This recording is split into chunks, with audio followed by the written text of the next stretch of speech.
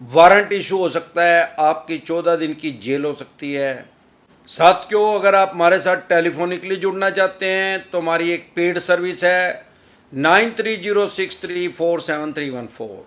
ये हमारा नंबर है और ये हमारी पेड सर्विस है 9306347314। ये आपके स्क्रीन पे कमेंट बॉक्स में नंबर आया हुआ है और ये हमारा व्हाट्सएप नंबर है। इस पर डायरेक्ट कॉल करेंगे कोई नहीं उठाएगा, इसको सेव करके व्हाट्सएप कॉल करेंगे कोई नहीं उठाएगा, इस पे व्हाट्सएप मैसेज करेंगे तो तुरंत प्रभाव से रिप्लाई आ जाएगा आपके पास। आपको पता लग जाएगा कैसे आप हमारे साथ टेलीफोनिकली जुड़ सकते हैं, सारा क्या प्रोसेस है।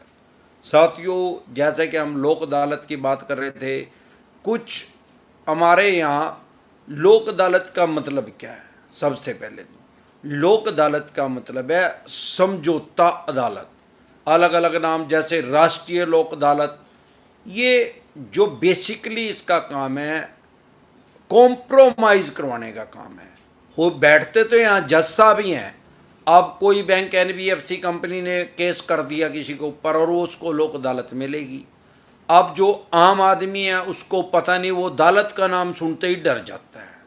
वो ये सोचता है कि भाई नोटिस आ गए, अब तो मेरी जेल होगी, नहीं जाऊंगा तो मेरे पास पैसे नहीं है, मैं वकील कहाँ से करूं।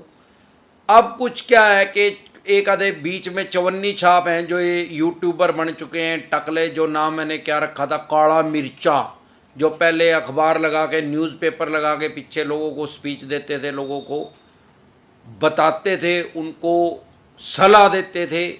नीम हकीम खतराए जान।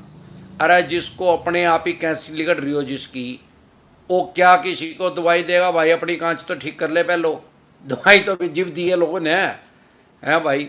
बात यह है जी लोक अदालत की। ऐसे इनके गफलत फैला रहे हैं, समाज में भ्रांति फैला रहे हैं, डर फैला रहे हैं, भय वह पत कर रहे हैं बेअकले, सिर्फ और सिर्फ व्यू लेने के लिए। ऐसे व्यू नहीं मिलते, 200-400 आदमी देख भी लेंगे, उससे कोई होने जाने वाला नहीं है। कुछ टाइम में चवन्नी छाप का काम फिर दोबारा, मैं तो कह रहा हूँ चवन्नी छाप का ही काम शुरू कर ले टकले, जब जाके ये ऐसे नहीं कोई जान से भी आएगा। अमरदीप का अध्ययन आ चुका है यूट्यूब पे, जल जला आ चुका है। यहाँ हर तरह की डिसेंट एडवाइस दे रहे हैं हम लोगों को, बता रहे हैं उनके राइट्स बता रहे हैं, उनके अधिकार बता रहे हैं। डरे घबराए नहीं। सबसे पहले तो आपके पास नोटिस आ गया कोई बात नहीं, अगर दूसरी कोर्ट का भी आ गया यार, लोक अदालत को भी छोड़ दे, सिविल कोर्ट का आ गया, क्रिमिनल कोर्ट का कैसा भी नोटिस आ गया, डरे घबराए नहीं। आपके पास पूरे राइट्स हैं अपना केस लड़ने के। चाहे आपके पास वकील भी ना हो, ना पैसे हो चाहे आपके पास वकील करने के, आप डायरेक्ट भी अपना केस लड़ सकते हैं। चाहे वो 751 को सबसे छोटा हो और चाहे 302 को आदमी मारने का भगवान ना करे आपके हाथ से कोई कत्ल हो गया या आपके ऊपर कत्ल का, मर्डर का भी आरोप लग गया, तो भी आप कोर्ट में जाके अपना केस खुद से लड़ सकते हैं। संविधान ने हमारे आपको ये इजाजत दी है। आपका भी संविधान, हमारा भी एक ही है क्योंकि हम सब भारतवासी हैं।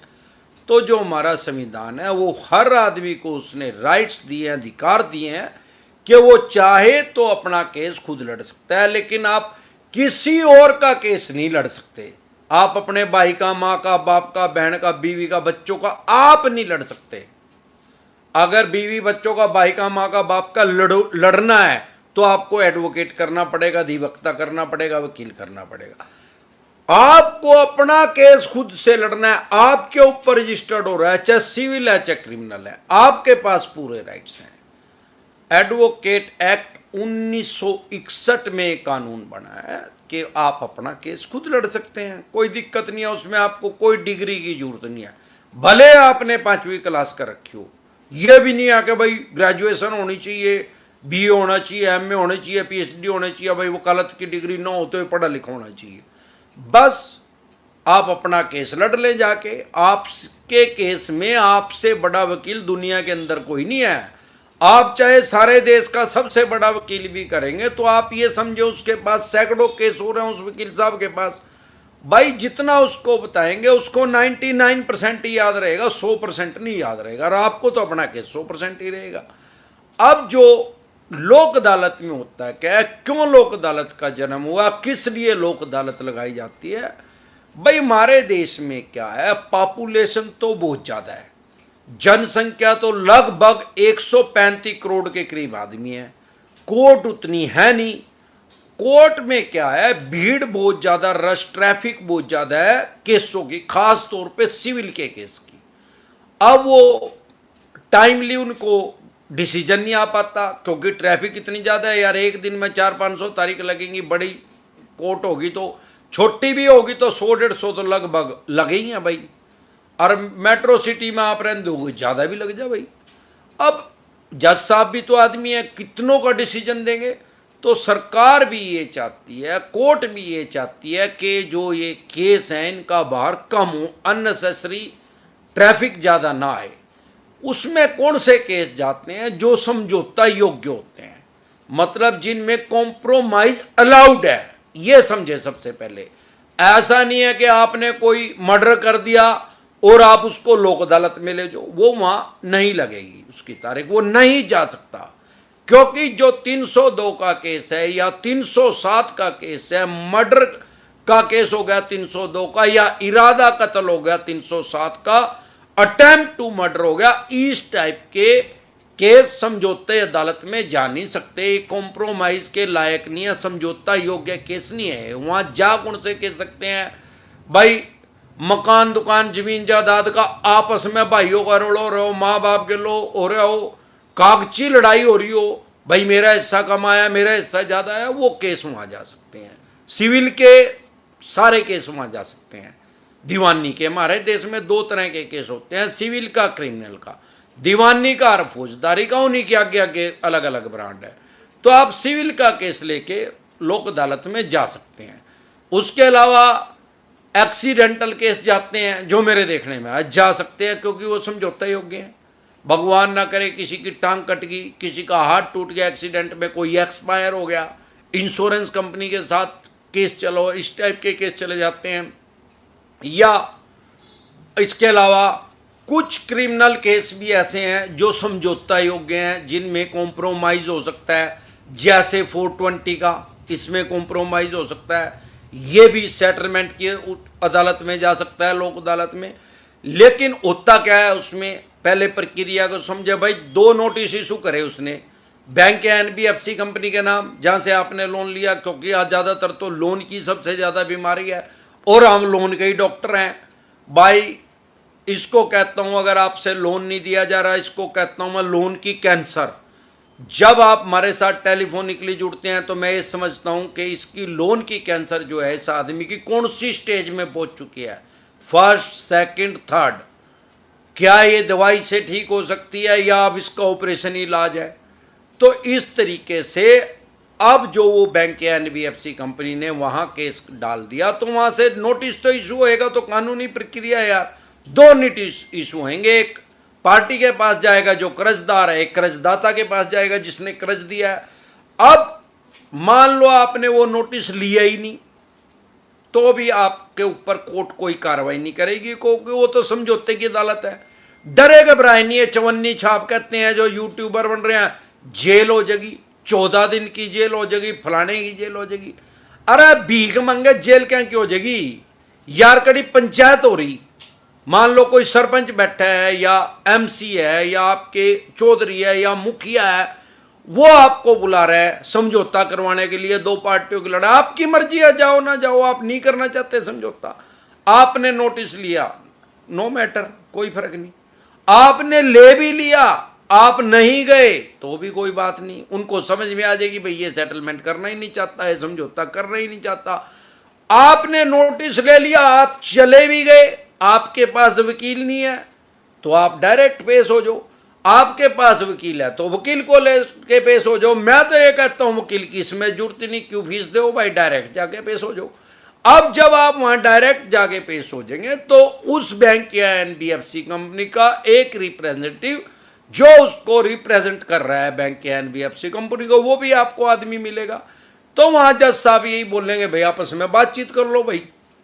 अब मान लो आप कह रहे हैं भाई मैं तो 25% में सेटलमेंट करूंगा, बैंक एनबीएफसी कह रही 55% में करूंगा भाई। हो सकता है आपकी 40 में हो जाए, हो सकता है 35 में हो जाए और हो सके 25 में, डिपेंड करेगा तो उस बैंक और एनबीएफसी कंपनी की कितनी कांच लिगड़ रही, कितनी उसको पैसे की जरूरत है, कितना टाइम ज्यादा हो गया है लोन डिफॉल्ट किए हुए आपको।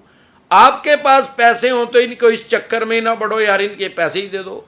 क्यों? ये फाइनेंशियल डेथ करेंगे, सिविल खराब करेंगे। और नहीं है तो भाई जितना ज्यादा टाइम आपको हो चुका है उतना ज्यादा है डिस्काउंट देंगे, सीधा हिसाब है।